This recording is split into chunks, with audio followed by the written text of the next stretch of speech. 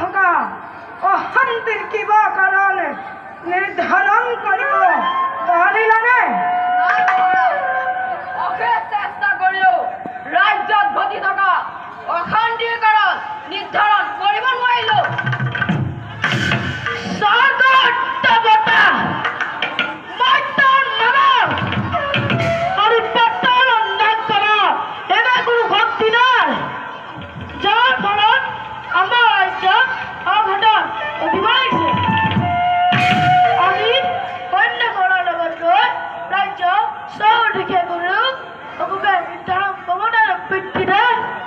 আৰু তুমি ইন্দ্ৰজাতো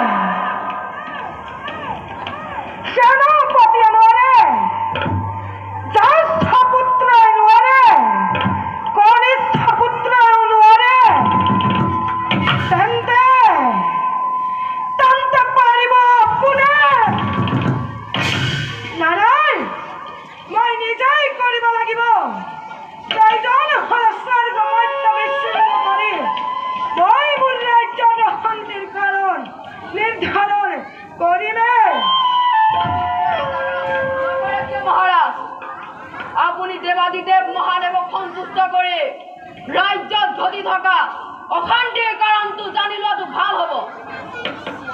মই তাকে কওঁ পিতৃৰে, কেতিয়াবা যদি তোমাক উজাই কৰিব লগা হয় তেন্তে সেই কাম কথা শৃংখলতে কৰিব।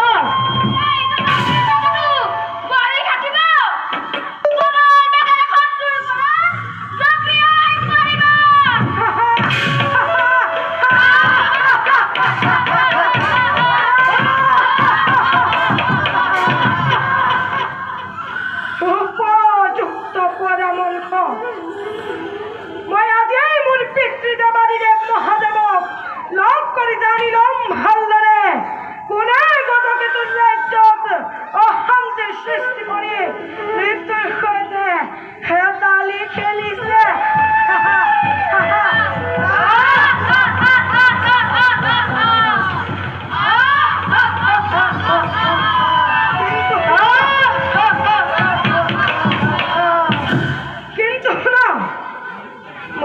অনুপস্থিতিৰ কথা দাদা তোমালোকে কাকো অনুভৱ হবলৈ নিদিয়া যে গজকেতু ৰাজ্য এৰি গুচি গৈছে।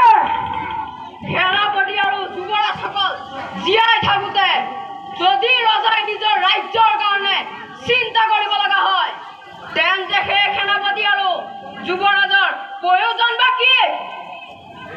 তেন্তে বল